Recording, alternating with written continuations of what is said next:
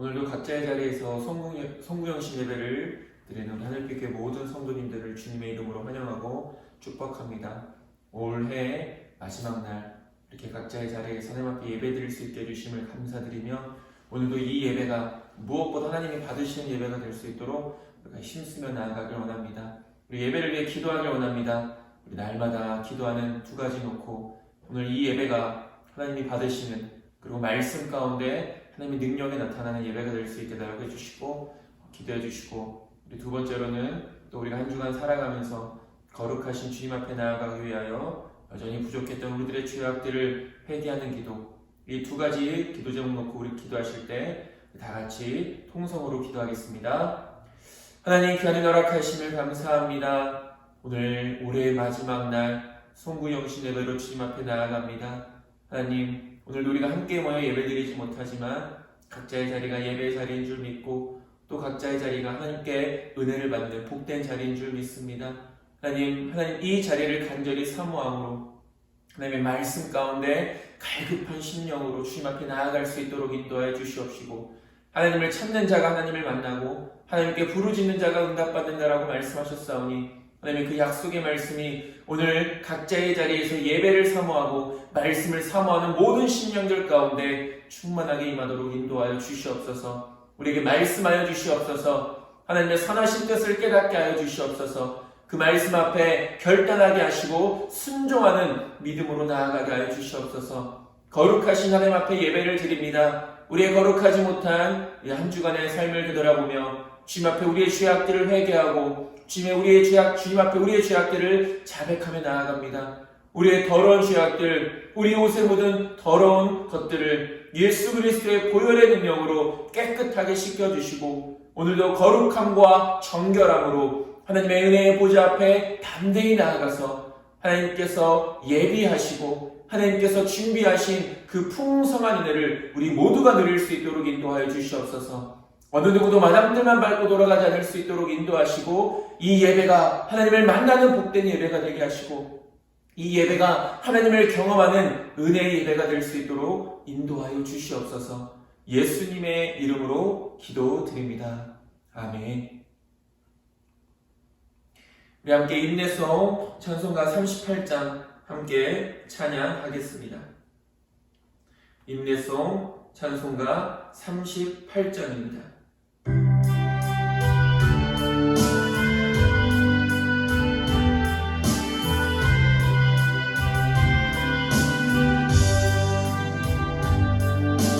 예수 우리 왕이여, 이곳에 오셔서 우리가 왕께 드리는 영광을 받아 주소서. 우리는 주님의 백성, 주님을 누리 왕이라. 왕이신 예수님 오셔서 좌정하사 다스리소서. 예수 우리 주시여, 이곳에 오셔서 우리가 주께 드리는 찬양을 받아 주소서. 우리는 주님의 종들, 주님을 누리 주시라. 주 대신 예수님 오셔서 이 찬양을 받아 주소서.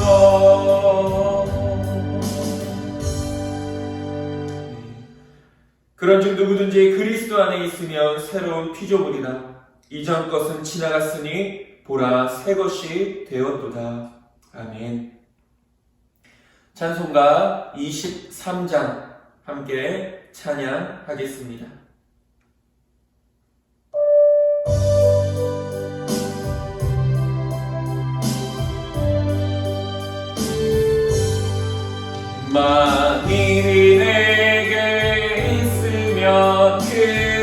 낮아지고 내 구주 주시는 중에 늘 찬송하겠네.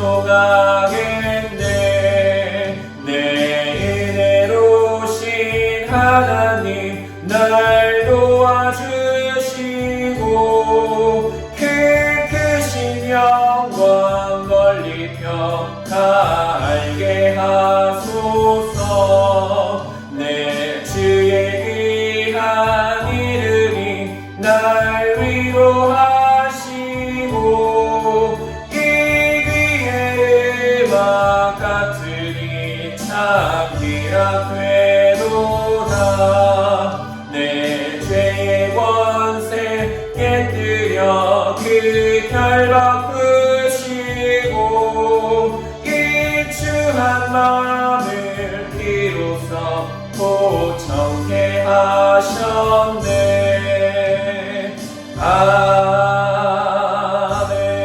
아멘. 사도신경으로 우리들의 신앙을 고백하겠습니다. 전능하사 천지를 만드신 하나님 아버지를 내가 믿사오며 그 외아들 우리 주 예수 그리스도를 믿사오니 이는 성령으로 잉태하사 동정녀 마리아에게 나시고 본디오 빌라도에게 고난을 받으사 십자가에 못 박혀 죽으시고 장사한 지 사흘 만에 죽은 자 가운데서 다시 살아나시며 하늘에 오르사 전능하신 하나님 우편에 앉아 계시다가 저리로서 산자와 죽은 자를 심판하러 오시리라. 성령을 믿사오며 거룩한 공예와 성도가 서로 교통하는 것과 죄를 사하여 주시는 것과 몸이 다시 사는 것과 영원히 사는 것을 믿사옵나이다. 아멘. 우리 함께 교동문 94번 새해 2번 함께 보도록 하겠습니다. 교동문 94번 새해 2번입니다.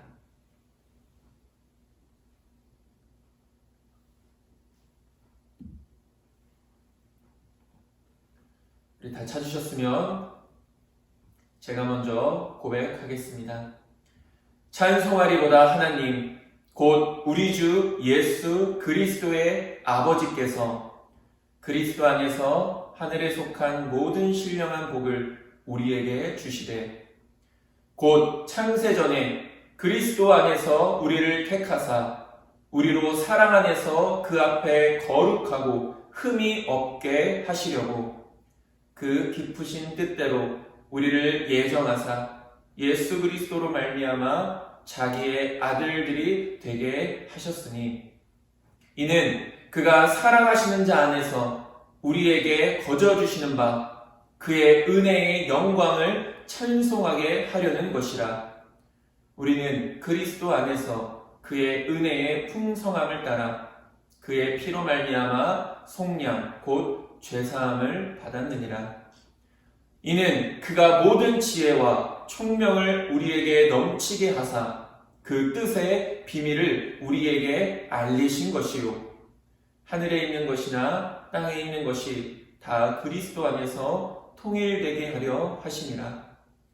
모든 일을 그의 뜻의 결정대로 일하시는 이의 계획을 따라 우리가 예정을 입어 그 안에서 기업이 되었으니 이는 우리가 그리스도 안에서 전부터 바라던 그의 영광의 찬송이 되게 하려 하심이라. 아멘. 찬송가 301장 함께 찬양하겠습니다.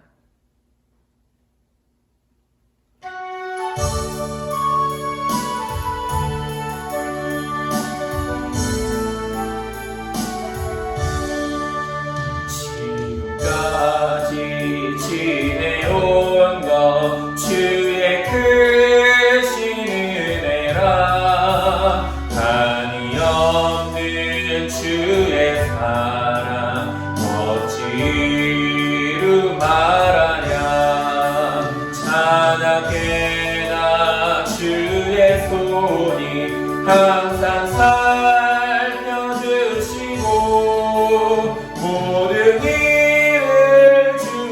안에서 형통하게 하시네. 몸도 맘도 연약하나 새 힘 받아 살았네.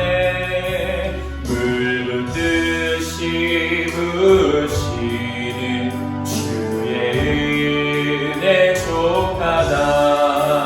사랑 없는 거리에 나 험한 산길에 뵐 때 주의 손을 굳게 잡고 찬송하며 가리라. 주님 다시 되올 날이 날로 날로 다가와. 무거운 짐 주께 맡겨 벗을 날도 멀잖네.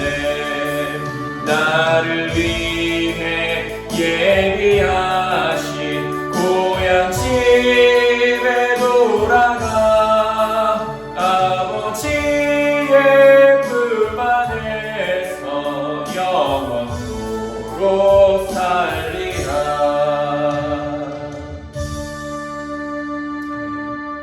시간 예배를 위해서 제가 기도하겠습니다. 하나님, 귀한 일 허락하시니 감사합니다. 올 한 해 2020년을 하나님의 은혜 가운데 보내게 하시고 마지막 날 우리의 자리에서 하나님 앞에 감사함으로 예배드릴 수 있도록 인도해 주시니 감사합니다. 바울의 고백처럼 나의 나된 것이 우리의 우리 된 것이 오직 하나님의 은혜임을 늘 입술의 고백과 삶의 고백으로 주님 앞에 영광 올려드리게 하시며 하나님, 이 모든 것을 주관하시고 이 모든 것을 이루시는 하나님의 그 귀하신 선하신 뜻 가운데 우리가 귀하게 쓰임받을 수 있도록 인도하여 주시니 감사합니다. 그러나 한 해를 되돌아보며 우리의 여전히 부족함과 연약함 가운데 하나님의 말씀을 온전히 붙잡지 못할 때도 있었고 하나님의 말씀 앞에 온전히 순종하지 못하며 살아갔던 우리들의 연약함들을, 우리들의 죄악됨을 이 시간 먼저 주님 앞에 자백하고 회개합니다.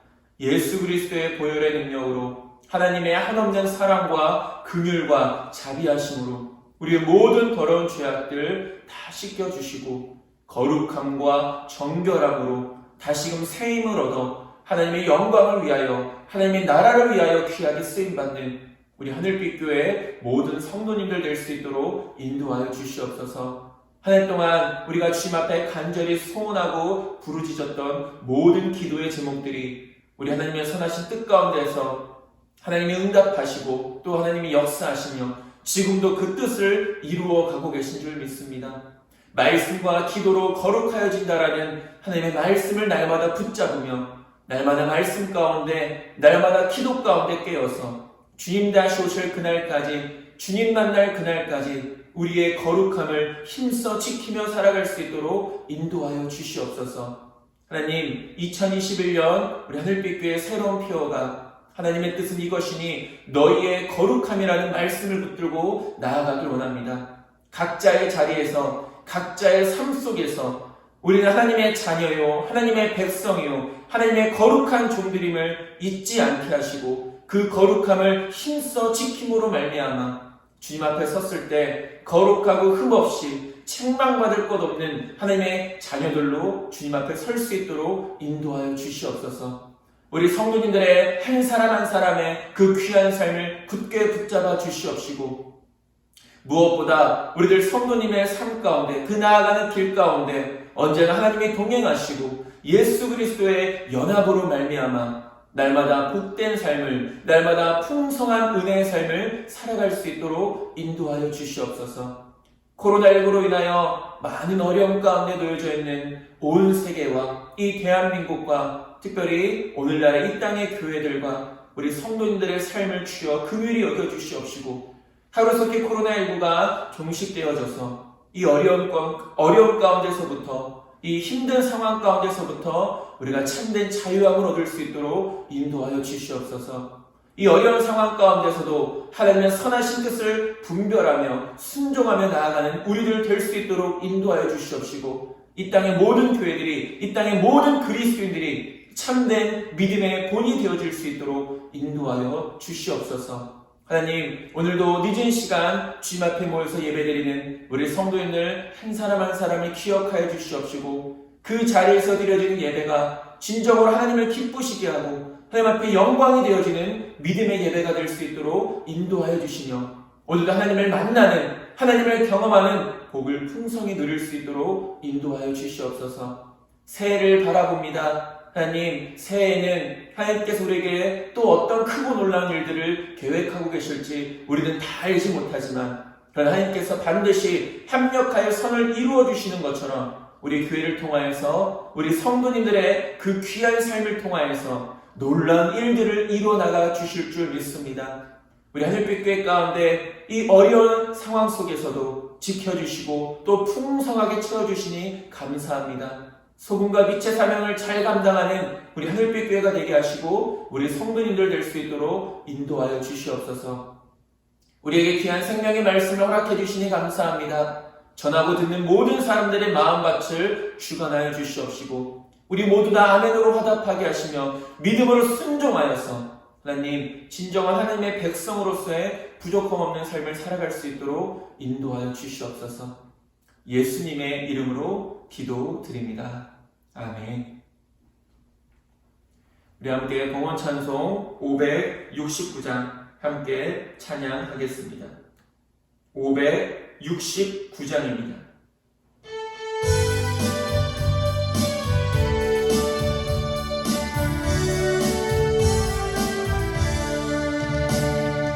선한 목자 되시는 우리 주 항상 인도하시고, 푸른 풀밭 좋은 곳에서 우리 먹여주소서. 선한 목자 구세주여 항상 인도하소서. 선한 목자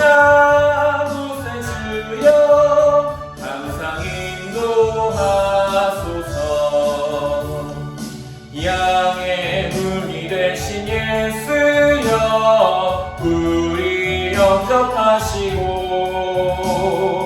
길을 잃은 양의 무리를 항상 인도하소서. 선한 목자 구세주여 기도 들어주소서. 선한 목자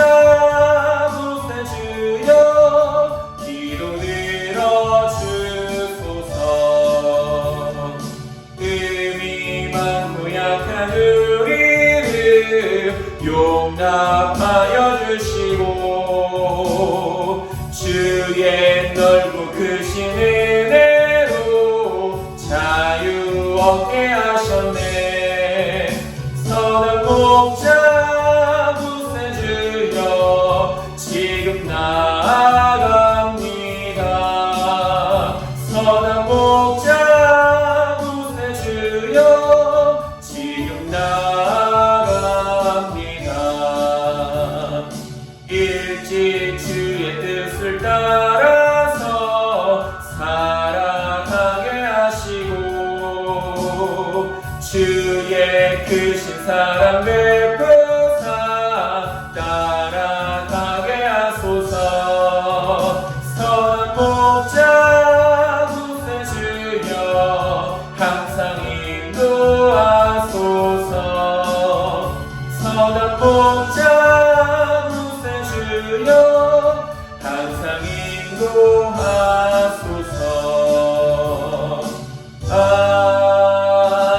아멘. 드려진 예물들을 위해서 기도하겠습니다. 하나님 감사합니다. 주님 앞에 감사와 기쁨과 우리의 모든 즐거움으로 드려진 귀한 예물들을 우리 주님께서 기뻐 받으시고 귀한 곳에 쓰일 수 있도록 인도해 주실 줄 믿습니다. 마음과 정성을 다한 그 모든 손길들 위해 하나님의 풍성한 은혜를 더하여 주시며, 드려진 귀한 예물들이 하나님께서 우리에게 허락하시고 하나님께서 우리에게 맡겨주신 것들임을 잊지 않게 하시며, 부르심받는 그날까지 선한 믿음의 청지기의 삶 잘 감당할 수 있도록 인도하여 주시옵소서. 예수님의 이름으로 기도드립니다. 아멘. 우리 함께 하나님의 말씀 살펴보도록 하겠습니다. 신약성경 데살로니가 전서입니다. 신약성경 데살로니가 전서 1장 1절에서 10절까지입니다. 제 성경책으로는 신약성경 328페이지에 있습니다. 신약성경 328페이지 데살로니가 전서 1장 1절에서 10절까지입니다.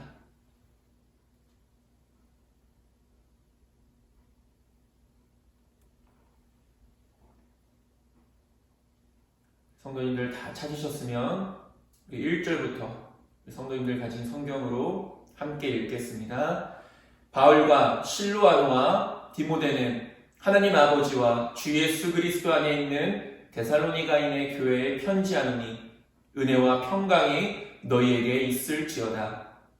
우리가 너희 모두로 말미암아 항상 하나님께 감사하며 기도할 때 너희를 기억함은 너희의 믿음의 역사와 사랑의 수고와 우리 주 예수 그리스도에 대한 소망의 인내를 우리 하나님 아버지 앞에서 끊임없이 기억함이니 하나님의 사랑하심을 받은 형제들아 너희를 택하심을 아노라. 이는 우리 복음이 너희에게 말로만 이른 것이 아니라 또한 능력과 성령과 큰 확신으로 된 것이니라. 우리가 너희 가운데서 너희를 위하여 어떤 사람이 된 것은 너희가 아는 바와 같으니라. 또 너희는 많은 환난 가운데서 성령의 기쁨으로 말씀을 받아 우리와 주를 본받은 자가 되었으니 그러므로 너희가 마게도냐와 아가야에 있는 모든 믿는 자의 본이 되었느니라. 주의 말씀이 너희에게로부터 마게도냐와 아가야에만 들릴 뿐 아니라 하나님을 향하는 너희 믿음의 소문이 각처에 퍼졌으므로 우리는 아무 말도 할 것이 없노라. 그들이 우리에 대하여 스스로 말하기를 우리가 어떻게 너희 가운데 들어갔는지와 너희가 어떻게 우상을 버리고 하나님께로 돌아와서 살아계시고 참되신 하나님을 섬기는지와 또 죽은 자들 가운데서 다시 살리신 그의 아들이 하늘로부터 강림하실 것을 너희가 어떻게 기다리는지를 말하니 이는 장래에 노하심에서 우리를 건지시는 예수시니라. 아멘.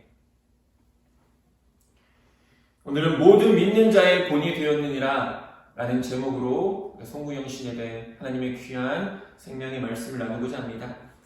다사다난했던 2020년 어느덧 마지막 날이 되었습니다. 2020년 한 해를 보내고 2021년 새로운 시작을 알리는 이 귀한 자리, 그리고 여러분들의 자리에 우리들 있습니다. 무엇보다 올 한 해는 코로나19로 인하여서 그 어느 때보다도 가정과 직장과 교회에 많은 어려움이 있었던 해였습니다. 그리고 여전히 그 코로나19는 끝나지 않은 상황 가운데 있습니다.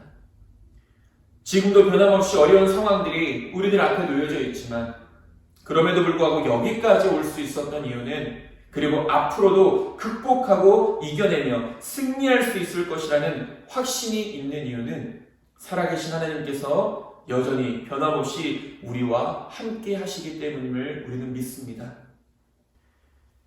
무엇보다 오늘 송구영신 예배는 하늘빛 교회의 2021년 새로운 표어인 하나님의 뜻은 이것이니 너희의 거룩함이라 라는 말씀을 우리가 함께 이 관련된 말씀을 가지고 하나님의 은혜를 나누고자 합니다.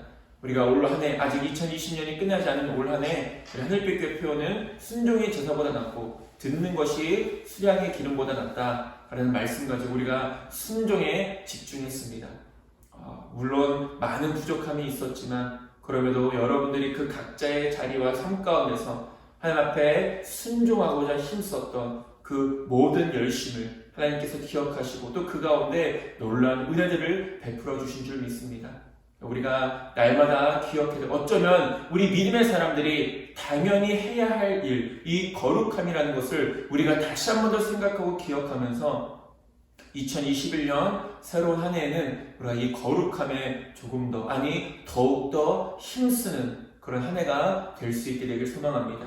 그래서 오늘 이 데살로니가 교회가 모든 믿는 자의 본이 되었다라고 바울은 칭찬하고 있는데, 과연 이 교회의 모습이 어떠했는지 우리가 함께 살펴보고, 그리고 무엇보다 중요한 것은 오늘날 이 땅의 교회들이 어떤 모습을 가지고, 오늘날 이 땅의 모든 성도와 그리스도인들이 어떤 믿음의 모습을 가지고 살아가야 하는지 우리가 함께 살펴보면서 2021년 우리가 새로운 한 해를 맞이할 수 있는 저와 여러분들이 되어지기를 간절히 소망합니다. 첫 번째로 데살로니가 교회에 대해서 우리가 잠깐 살펴볼 수 있어야 합니다. 오늘의 본문 말씀을 살펴보기 전에 이 데살로니가 교회에 대해서 간략하게 설명을 드리고자 하는데, 바울은 2차 전도 여행 중에 유럽 지역의 이 빌립보라는 지역의 첫 번째 교회를 세우게 됩니다. 그리고 이 빌립보에서 복음을 전한 후에 데살로니가로 자리를 옮겨서 유럽의 두 번째 교회를 세우게 되죠. 그러니까 유럽의 첫 번째 교회가 빌립보 교회고, 유럽의 두 번째 교회가 바로 이 데살로니가 교회입니다. 그러나 바울은 이 유대인들의 폭동으로 갑작스럽게 데살로니가를 떠날 수밖에 없었습니다. 오래 머무르지 못했고, 바울이 가는 곳마다 그 바울의 복음을 회방하는 유대인들이 찾아와서 그 데살로니가 지역에 오래 머무르지 못하게 됐죠. 그래서 그로 인하여 베레아라는 곳으로 가서 복음을 전하였는데, 그곳까지 유대인들이 쫓아오므로 바울은 다시 아덴이라는 곳으로 이동을 하게 됩니다. 우리가 예전에도 말씀을 통해 살펴봤지만 이 베레아 사람들과 아덴 사람들의 이 바울의 복음을 듣고 대하는 그 태도와 자세에 대해서 말씀을 나눴는데, 이렇게 데살로니가를 떠나서 베레아로 가게 됐고, 그곳에서도 복음을 회방하는 자들이 쫓아오니까 바울은 베레아에서 다시 아덴이라는 곳으로 이동을 하게 됩니다. 여하튼 바울은 충분히 복음을 전하지 못하고 떠나왔던 이 데살로니가 교회에 대한 걱정과 성도들에 대한 애정이 너무나도 컸기 때문에 그들을 지도하기 위해 직접 이 데살로니가를 다시 방문하려는 그 마음을 가졌지만 어려운 상황 가운데 놓이게 되죠. 그 말씀이 데살로니가전서 2장 17절에서 18절에 나와 있습니다. 형제들아, 우리가 잠시 너희를 떠난 것은 얼굴이요 마음은 아니니 너희 얼굴 보기를 열정으로 더욱 힘써노라. 그러므로 나 바울은 한 번, 두 번 너희에게 가고자 하였으나 사탄이 우리를 막았도다라고 말하고 있습니다.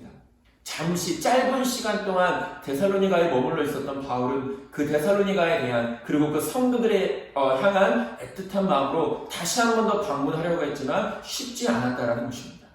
이런 상황 속에서 바울은 이 디모데를 자기를 대신해서 데살로니가 교회에 파견을 하게 됩니다.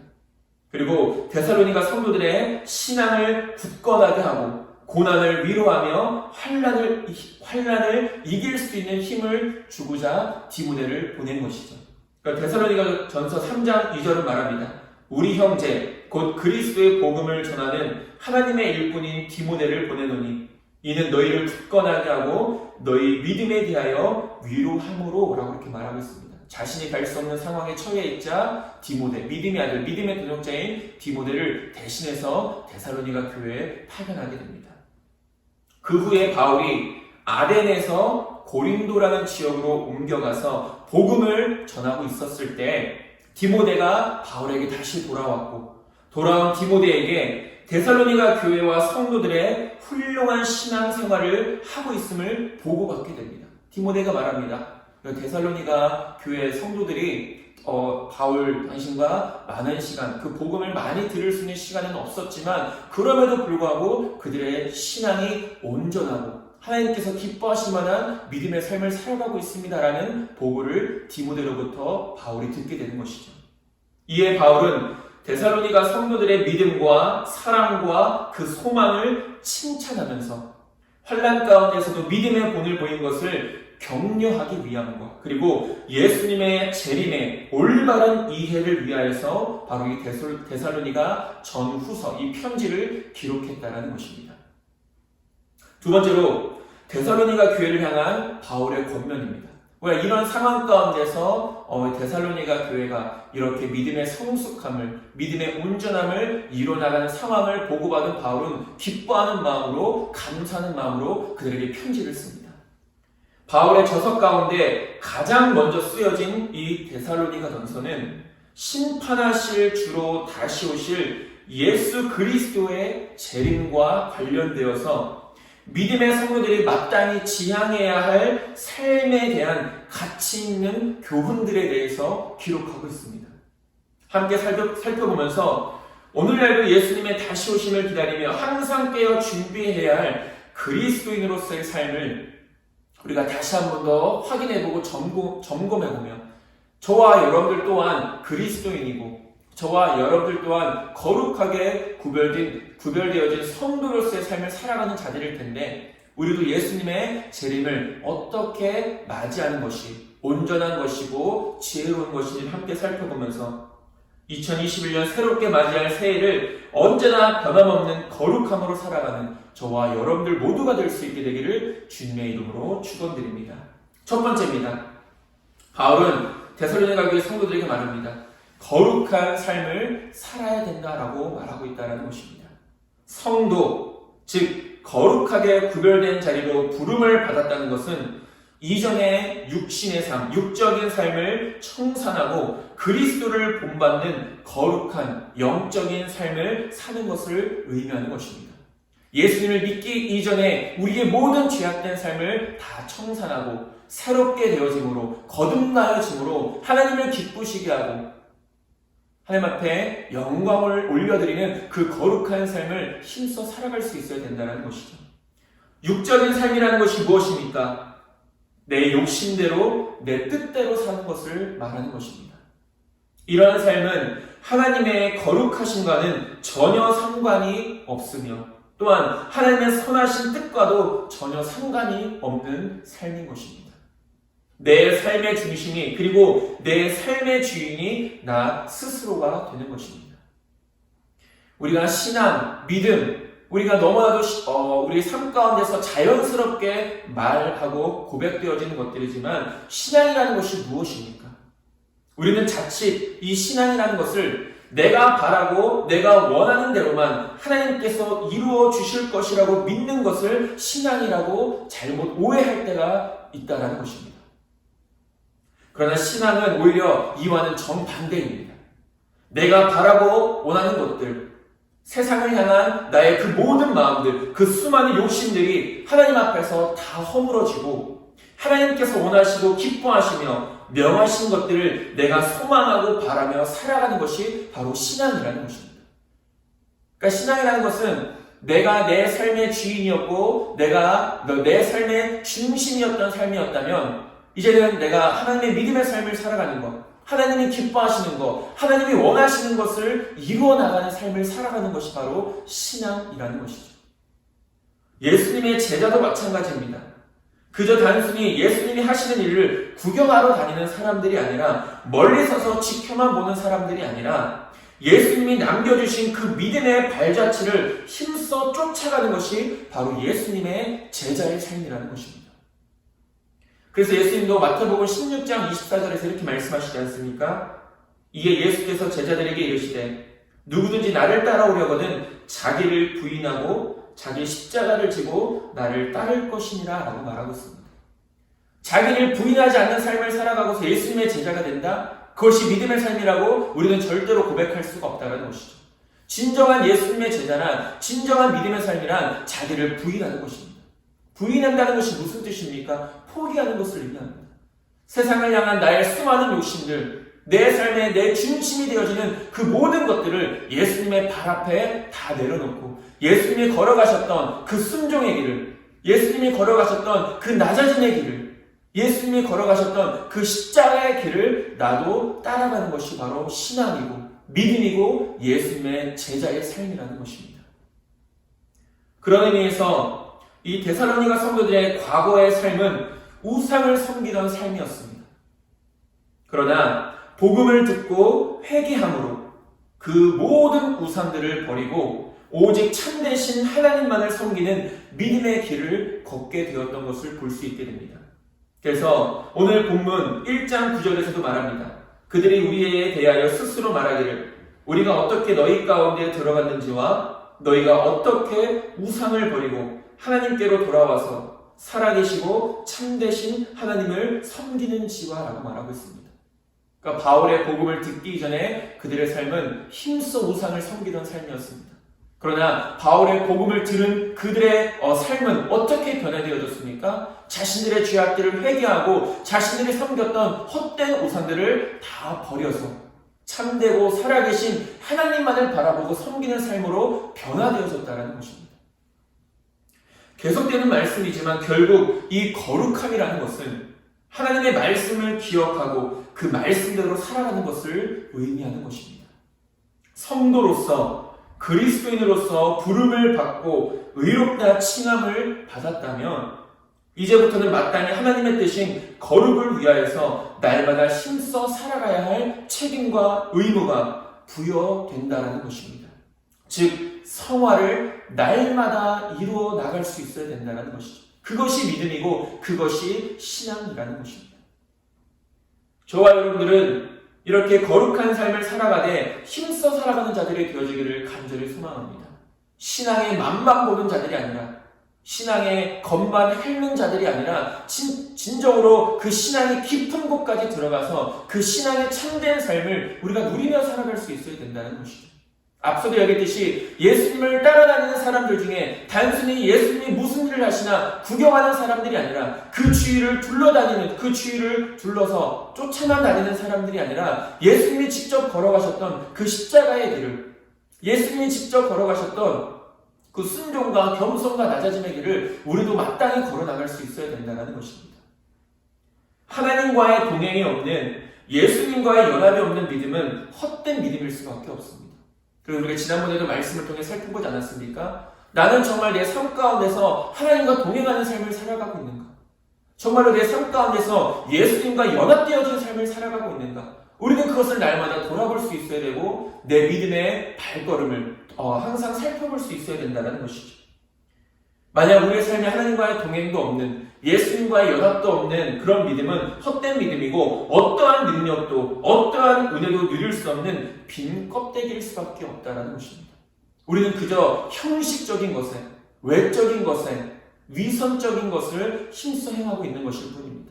정작 그 자리에는 하나님이 계시지 않고 정작 그 자리에는 하나님과 만날 수 없는 세상의 우리의 모든 죄악들, 그 방해하는 모든 것들이 하나님과 우리의 사이를 갈라놓고 방해하고 있음에도 불구하고 우리는 그것을 신앙이라고, 우리는 그것을 믿음이라고 착각하며 오랜 시간을 그렇게 습관적으로 정말 은혜가 없는, 감동이 없는 그런 믿음의 삶을 살아가고 있다는 것입니다. 하나님과의 동행과 예수님과의 연합은 오직 거룩을 통해서만이, 그리고 그 거룩은 말씀과 기도를 통해서 이루어지는 것임을 저와 여러분들은 한순간도 잊지 않고 살아갈 수 있게 되길 소망합니다. 하나님과의 동행, 예수님과의 연합은 거룩함을 통해서 이루어지는 것입니다. 그리고 그 거룩함은 말씀과 기도를 통해서입니다. 레위기 11장 45절은 말합니다. 나는 너희의 하나님이 되려고 너희를 애굽 땅에서 인도하여 낸 여호와라. 내가 거룩하니 너희도 거룩할지어다. 거룩은 하나님의 명령입니다. 우리의 선택이 아닙니다. 하나님의 백성으로, 하나님의 자녀로 부름받았다면 마땅히 이 거룩함을 위해서 날마다 힘쓸 수 있어야 된다는 것입니다. 저와 여러분들 그렇게 거룩한 믿음의 삶을 힘써 살아가는 자들이 되어지길 소망합니다. 그럴 때 저와 여러분들 삶 가운데 하나님이 동행하는, 예수님과 연합되어지는 큰 은혜를 누릴 수 있게 되는 것입니다. 두 번째로 바울은 믿음의 역사, 사랑의 수고, 그리스도에 대한 소망의 인내를 끊임없이 기억하고 있는 이 데살로니가 교회를 칭찬하고 있습니다. 궁극적으로 천국의 시민이 된 성도는 이 세상에서 속한 자와는 다른 가치 기준을 가지고 살아갈 수밖에 없습니다. 앞서도 얘기했듯이 예수님을 믿기 전에 우리의 삶의 가치는 세상을 향해 있었습니다. 그러나 예수님을 믿고 난 이후에 우리의 거듭난 삶은 이제는 이 땅이 아닌, 우리가 예전에도 이 골로새서 말씀을 통해 살펴봤던 것처럼 땅의 것이 아닌 위의 것을 찾고 위의 것을 바라보는 삶으로 거듭나고 변화되어진다는 것이죠. 즉 성도는 믿음으로 의롭게 된 자로서 믿음의 열매를 풍성히 맺는 삶을 살아갈 수 있어야 하며 그리스도와 타인의 유익을 위해서 사랑의 수고를 아끼지 않을 수 있어야 합니다. 또한 거룩한 믿음의 삶을 살아가는 가운데 필연적으로 찾아오는 고난들도 예수님의 재림을 소망하며 주님께 받을 면류관을 바라보며 인내할 수 있어야 하는 것입니다.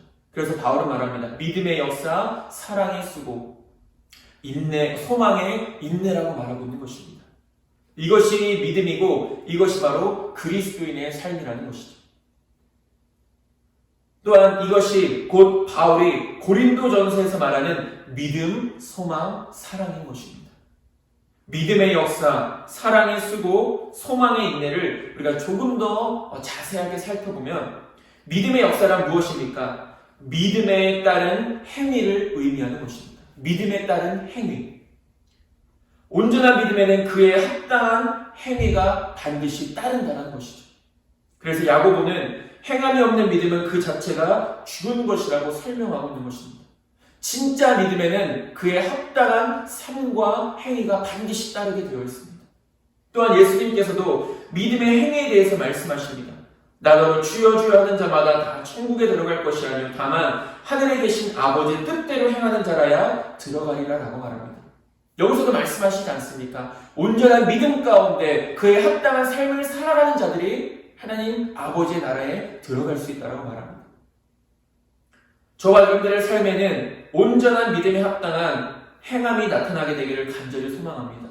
결국은 우리의 믿음은 단순히 입술로만 고백되어지고 입술로만 증거되어지는 것이 아니라 우리가 살아가는 삶을 통하여서 우리가 행하는 모든 행함을 통하여서 우리의 믿음이 증거되고 선포되어지는 것입니다. 두 번째로 사랑의 수고입니다. 여기서 말하는 수고라는 이 헬라어 단어는 코포스라고 해서 엄청난 노력이 기울여진 고생을 의미합니다. 그러니까 사랑의 수고라는 것은 엄청난 노력이 기울어진 고생. 우리가 그렇게 사랑해야 된다는 것이죠. 이 사랑의 수고란 계속되어지는 노력을 의미하기 때문에 우리는 끝까지 이 사랑의 수고에 힘쓸 수 있어야 됩니다. 결국 사랑이라는 것은 무엇입니까? 하나님을 사랑하는 것이고 이웃을 사랑하는 것입니다. 그렇다면 이 사랑, 이 수고가 끊임없이 계속되어지는 노력이고 고생이라고 말하는데 이렇게 말할 수 있습니다.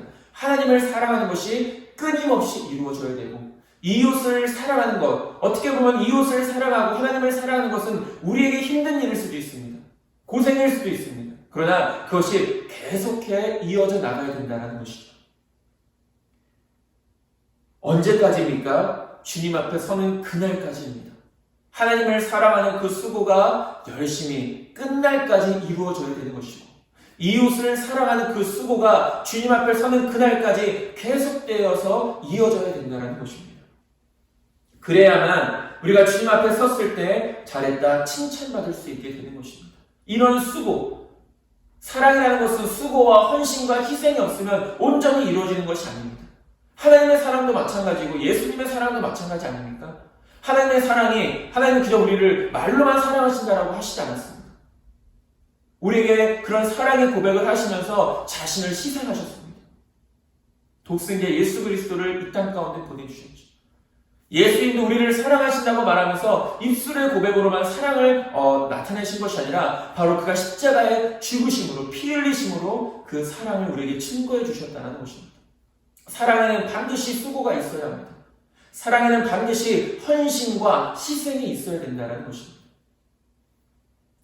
당시 데살로니가 성도들도 그리스도의 희생을 본받아서 스스로의 유익보다는 이웃과 형제들 그리고 교회를 위한 희생을 기쁘게 생각하는 성숙한 신앙을 가지고 있었습니다. 그래서 바울로부터 칭찬을 받을 수 있었던 것이죠. 저와 여러분들 무엇보다 우리 하늘교회가 그런 사랑의 수고를 항상 힘쓰는 교회가 되어지길 소망합니다. 저와 여러분들 모두가 항상 그 사랑의 수고를 힘쓰는 자들이 되어지길 소망합니다. 주님 앞에 설 그날까지. 마지막으로 소망의 인내입니다. 바울이 본문에서 말하는 소망이라는 것은 예수 그리스도의 재림에 대한 소망입니다. 예수님께서 다시 오실 것에 대한 소망. 이러한 소망은 결국 현실 속에서 찾아오는 고난을 이겨내고 인내할 수 있는 우리의 믿음의 원동력이 되어집니다. 그리고 또한 예수님의 재림을 바라보며 거룩한 삶을 힘써 살아갈 수 있도록 우리를 인도한다는 것입니다. 저와 여러분들은 이 믿음의 역사와 사랑의 수고와 소망의 인내를 끊임없이 기억하면서 날마다 승리하는 자들이 되어지기를 간절히 소망합니다. 세 번째로, 모든 믿는 자의 본이 되었다는 것입니다. 바울이 이 서신, 이 데살로니가 전서를 기록하던 그 당시의 헬라, 즉 그리스 세계는 북쪽 마게도냐와 남쪽 아가야라는 거대한 주로 분할되어져서 로마의 통치를 받고 있었습니다. 그러니까 북쪽은 마게도냐, 남쪽은 아가야.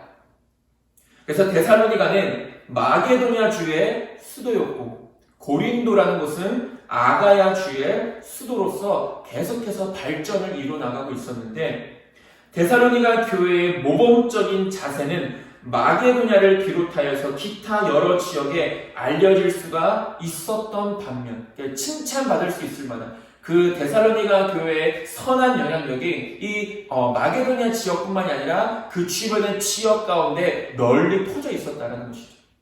그러나 반대로 고린도 교회에 바람직하지 못했던 자세는 전체 아가야 지방으로 확산되어져 있었습니다. 그러니까 선한 영향력을 고린도 교회는 끼치지 못하고 있었던 것이죠.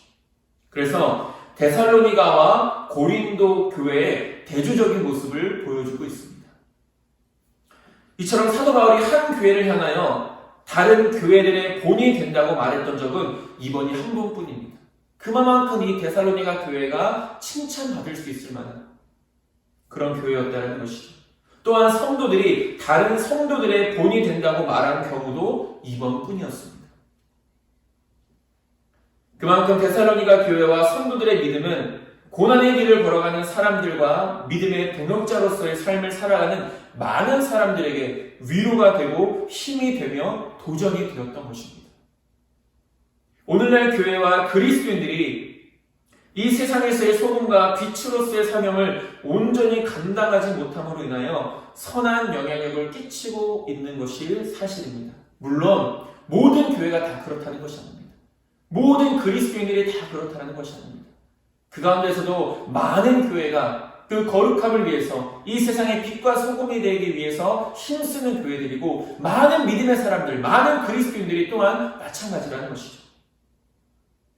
그러나 분명한 것은 몇몇 교회와 몇몇 그리스도인들의 부적절한 모습들이 전체 교회와 그리스도인들의 모습으로 일반화되어진다는 것이죠.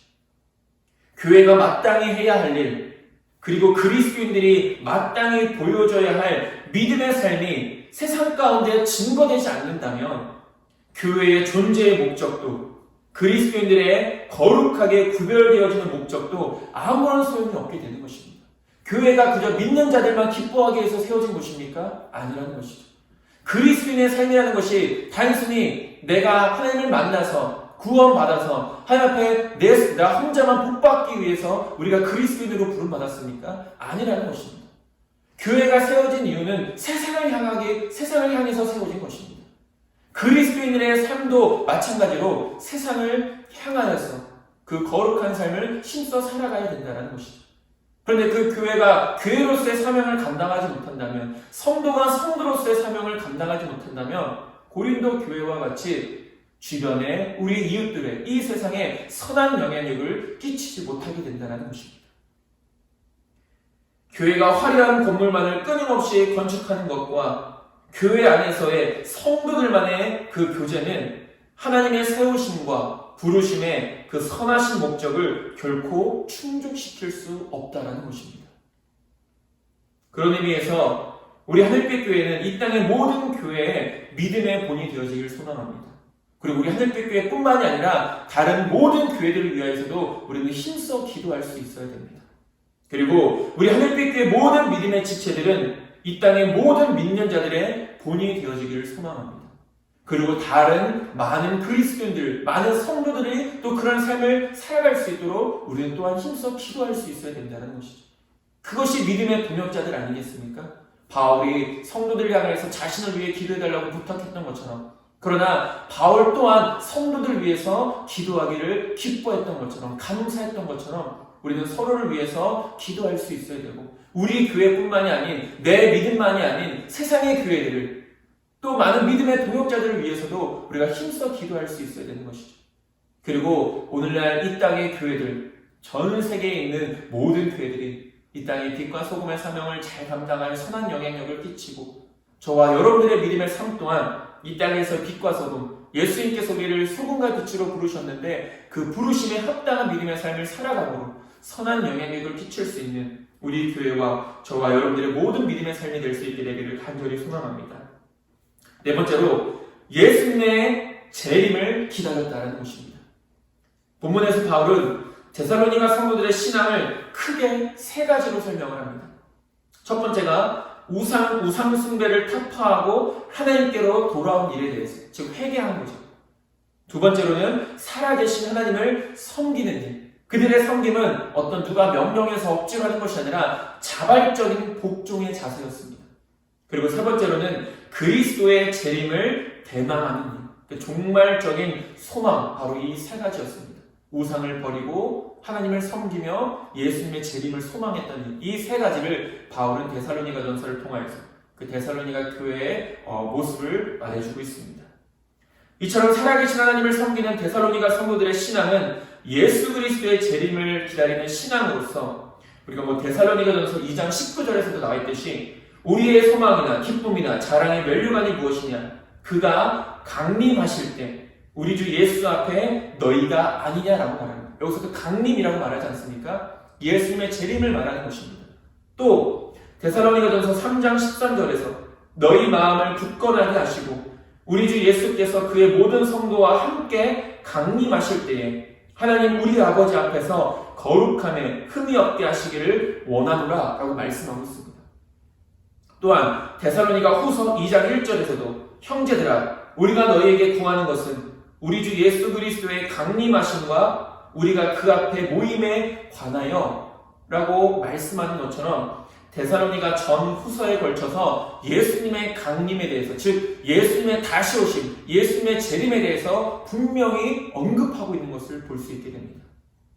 일반적으로 초대교회에는 부활하시고 승천하신 예수님께서 다시 오실 것이며 그 사건이 금방 일어날 것이라고 믿었기 때문에 예수님의 재림에 대한 긴장감이 고조되어 있었습니다. 초대교회는.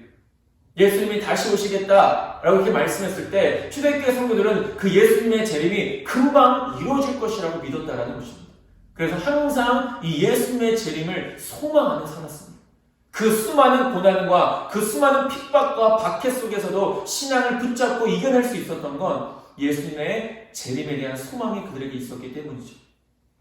그러나 예수님의 재림이 자신들의 생각과 소망처럼 그리고 이 힘든 상황, 이 핍박과 박해 가운데서 금방 일어나지 않자 예수님의 재림을 의심하는 사람들이 생겨나기 시작합니다.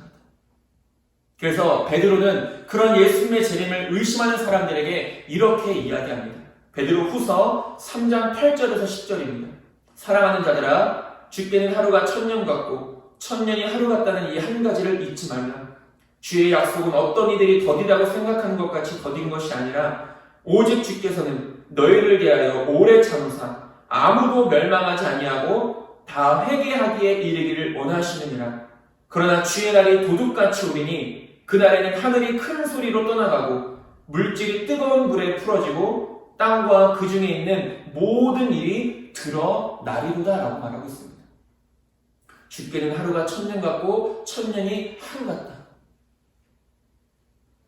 주의 약속은 어떤 이들이 더디다고 생각하는 것이 더딘 것이 아니라 하나님은 오래 참고 계신 것이다. 그날은 도둑같이 임할 것이니 너희들은 항상 깨어 준비하고 있어라 라고 베드로는 그들을 위로하고 있는 것을 볼 수 있게 됩니다. 그러나 중요한 것은 예수님의 이 땅에 오심과 구원의 역사 자체가 이미 종말적인 성격을 가진다는 점을 고려할 때 데살로니가 성도들의 예수님의 재림에 대한 소망은 바로 지금 이 자리에서의 현실적인 삶에 대한 적극적인 자세와 실제 생활 속에서의 거룩함으로 나타날 수 있어야 된다는 것입니다. 쉽게 말하면 이겁니다. 주님의 날은 언제인지 우리를 알지 못하지만 지금 오실 수도 있고 지금 만날 수 있는 그 지금 예수님을 우리가 기쁨으로 맞이할 수 있는 믿음의 삶으로 준비하고 있으라 이런 의미라는 것입니다. 그날이 언제인지 우리를 알지 못하지만 오늘날도 마찬가지 아닙니까? 흔히 오늘날은 마지막 때라고 많은 사람들이 이야기를 합니다. 말세다, 말세지말이다. 그러나 정작 이 마지막 때에 무엇을 준비하고 어떤 삶을 살아가야 하는지에 대해서는 많은 사람들이 무관심하거나 무지한 가운데 있습니다. 마지막 때라고 말하지만 그래서 오히려 세상 사람들은 세상을 즐기며 살아갑니다. 오히려 더 마치 이 마지막 끝을 언젠지 알지 못하기 때문에 지금 이 시간들을 즐겨야 된다. 지금 이 시간 우리의 욕심들을 우리의 정욕들을 채워야 된다라고 그렇게 여기며 살아가는 사람들이 너무나도 많이 있습니다. 그러나 성경은 뭐라고 말합니까? 그날이 언제인지 알지 못하지만 그날은 도둑같이 오기 때문에 항상 깨어서 준비하고 있으라는 것입니다. 지금 그 자리에서 많은 사람들이 마지막 때에 대한 우리가 어떻게 준비해야 되는지 어떻게 살아가야 하는지에 대해서 많은 사람들이 무관심하고 무시합니다. 특정한 날짜나 특정한 집단에 너무 심취한 나머지 본질은 다 잊어버리고 아무런 의미 없는 것만을 추구하거나 따르는 어리석음을 많은 사람들이 범하고 있다는 것이죠. 이는 곧 헛된 소망이며 헛된 열심일 뿐입니다. 그날을 마치 언제 임할 것처럼 예언하는 사람들, 또 그 자리에 많은 사람들이 모여서 그날을 준비하는 사람들, 아무런 소용이 없다는 것이죠. 왜 그렇습니까? 그날은 아무도 모르기 때문입니다. 그러나 많은 사람들이 이런 잘못된 길에 빠지고 심취해 있습니다. 그리고 마치 자기가 선지자인 것처럼 하나님의 직접적인 계시를 받았다라고 말하는 사람들을 현혹하는 거짓 선지자들도 많이 있다는 것이죠. 성경이 말하고 있는 마지막 때, 곧 예수님의 재림은 그 날짜가 정확하게 언제인가가 중요한 것이 아닙니다. 언제든지 예수님의 재림을 맞이할 준비가 되어 있는가가 중요한 포인트라는 것이죠. 예수님의 재림은 호련히 임하게 되는 것입니다. 마태복음 24장 40절에서 42절을 말합니다. 그때 두 사람이 밭에 있음에 한 사람은 데려가고 한 사람은 버려둠을 당할 것이요 두 여자가 맷돌질을 하고 있음에 한 사람은 데려가고 한 사람은 버려둠을 당할 것이라. 그러므로 깨어있으라. 어느 날에 너희 주가 임할는지 너희가 알지 못함이니라 라고 말하고 있습니다. 무슨 말입니까? 밭에 있는데 한 사람은 데려가고 한 사람은 버려두셨다. 또 맷돌질을 하고 있는데 한 사람은 데려가고 한 사람은 버려두셨다. 일상적인 삶을 살아가는 가운데 예수님께서 호련히 임하셔서 예수님의 부름을 받게 된다는 것이죠. 아무도 알지 못한다는 것입니다. 그러니까 우리는 우리의 삶, 우리의 하루하루 주어지는 하나님의 은혜 가운데 하루하루 주어지는 그 은혜의 삶을 우리가 힘써 살아갈 수 있어야 됩니다. 그리고 힘써 살아가는 가운데 호련히 주님의 부르심을 받게 된다는 것이죠. 저와 여러분들은 날마다 예수님의 다시 오심을 믿음으로 준비하며 살아가는 하나님의 거룩한 백성들이 되어지길 간절히 소망합니다. 우리 하나님은 약속하시는 그리고 그 약속을 반드시 이루시는 분이십니다. 예수님의 재림도 약속하셨고 또한 그 약속도 반드시 이루어진다는 것이죠. 우리는 그 약속의 말씀을 굳게 붙잡고 이 땅에서의 모든 어려운 고난들, 그 힘든 상황들을 우리는 인내하며 소망하며 결국은 승리하는 삶을 살아갈 수 있게 된다는 것입니다. 말씀을 정리하겠습니다. 2020년이 가고 2021년 새해가 밝아옵니다. 거룩함에 힘쓰는 것이 하나님의 자녀요 백성이며 거룩한 종인 우리들이 마땅히 해야 할 일들임을 다시 한 번 더 기억할 수 있어야 됩니다. 또 2021년 새해는 우리가 이 거룩함에 더욱더 힘써서 먼저는 하나님께 영광을 올려드리고 이 거룩한 믿음의 삶을 살아가는 가운데 늘 하나님과 동행하는 복을 저와 여러분들 모두가 누릴 수 있게 되기를 간절히 소망합니다. 그래서 우리 하늘빛 교회가 모든 교회의 믿음의 본이 되어지고 저와 여러분들의 삶이 모든 믿는 자들의 본이 되어져서 세상 가운데 선한 영향력을 끼치고 주님 앞에 서서 잘다 칭찬받을 수 있는 저와 여러분들 모두의 믿음이 될 수 있게 되기를 주님의 이름으로 축원드립니다. 기도하겠습니다. 하나님, 정말 믿음의 본이 되어진다는 것, 무엇보다도 하나님을 믿지 않는 많은 세상 사람들에게 참된 믿음의 본이 되어진다는 것 결코 쉬운 일이 아님을 우리는 깨달으며 살아갑니다. 그러나 그럼에도 불구하고 그것이 우리의 사명이고 우리에게 맡겨진 책임이며 또 우리가 마땅히 감당해야 될 하나님의 일임을 기억하게 하시고 모든 사람들의, 모든 믿는 자들의 본이 되어지게 하시며, 무엇보다도 우리 하늘빛 교회가 모든 교회의 본이 되게 하시고, 우리 하늘빛 교회 성도님들이 모든 믿는 자들의 본이 되어질 수 있도록 인도하여 주시옵소서. 2021년 우리가 거룩함을 붙들고 나아가길 원합니다. 하나님, 결코 내 힘으로 감당할 수 없는 일임을 우리는 믿습니다. 하나님의 도우심이 있어야 되고 하나님의 붙드심이 있어야 함을 믿습니다. 우리가 거룩함을 더욱더 힘써서 하나님 앞에 영광 올려드리게 하시고, 그 거룩한 삶을 힘써 살아감으로 하나님의 동행과 예수님의 연합이 늘 우리의 삶 가운데서 가득 넘쳐날 수 있도록 인도하여 주시옵소서. 예수님의 이름으로 기도드립니다. 아멘. 우리 함께 귀의 소식 보도록 하겠습니다. 하늘빛 교회 오신 모든 분들을 주님의 이름으로 환영하고 축복합니다. 여러분들 그 자리에서 예배를 드릴 수 있도록, 송구영신 예배를 드릴 수 있도록 은혜를 베풀어 주신 하나님께 모든 감사와 영광을 올려드립니다. 비대면 예배 안내입니다. 우리가 수요 저녁 예배도 비대면으로, 또 오늘 이 송구영신 예배도, 그리고 이제 돌아오는 주일 새해 1월 3일 예배도 우리가 비대면 영상 예배로 드려줍니다. 많이 불편하시더라도 우리 성도님들 조금만 더 참아주시고 또 양해 부탁드립니다. 그래서 우리가 또 모여서 예배드릴 수 있는 그날을 소망하고, 또 그날을 위해서 기도할 수 있는 저와 여러분들이 되어지길 소망합니다. 구역회는 대면 예배가 정상적으로 드려질 때 진행하도록 하겠습니다. 1월 달 점심 식사와 오후 예배는 진행되지 않고요. 365일 성경일독을 진행하고 있습니다. 신방을 원하시는 분들은, 기도가 필요하신 분들은 부담 갖지 마시고 언제든지 말씀해 주시길 바랍니다. 개인 건강과 위생에 유의해 주시길 바라고요. 또 기부금 영수증이 필요하신 분들은 저에게 말씀해 주시면 제가 이렇게 드리도록 하겠습니다. 우리 찬송가 550장 한 장 찬양하시고 제가 축도하고 송구영신 예배 마치도록 하겠습니다.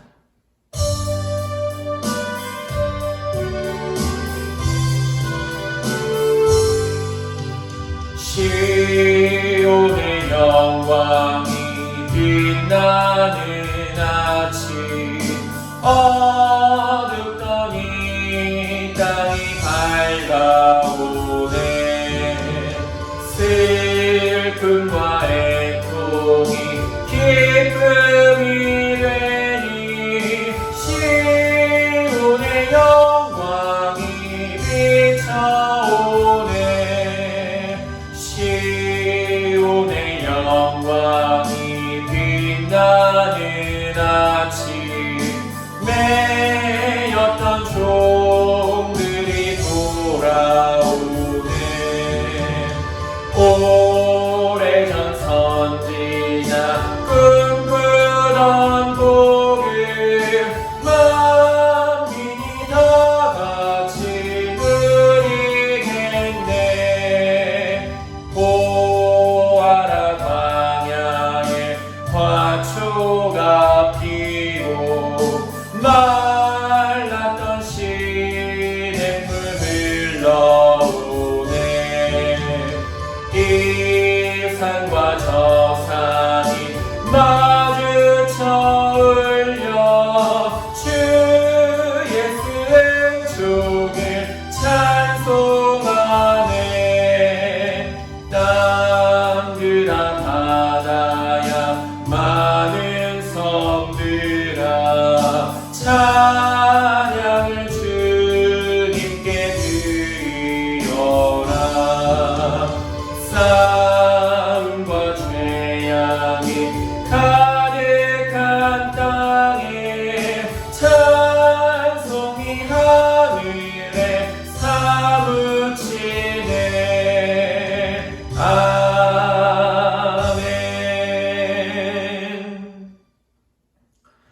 이제는 우리를 죄에서 구원해 주신 예수 그리스도의 십자가의 은혜와 독생자까지 아낌없이 내어주신 하나님의 무한하신 사랑하심과 성령님의 교통하심과 우리를 하나님의 자녀로 인쳐주심이 오늘도 거룩한 삶을 힘써 살아갈 우리 하늘빛 교회 모든 성도님들 그 머리 위에 지금으로부터 영원토록 함께 하시기를 간절히 축원하옵나이다. 아멘.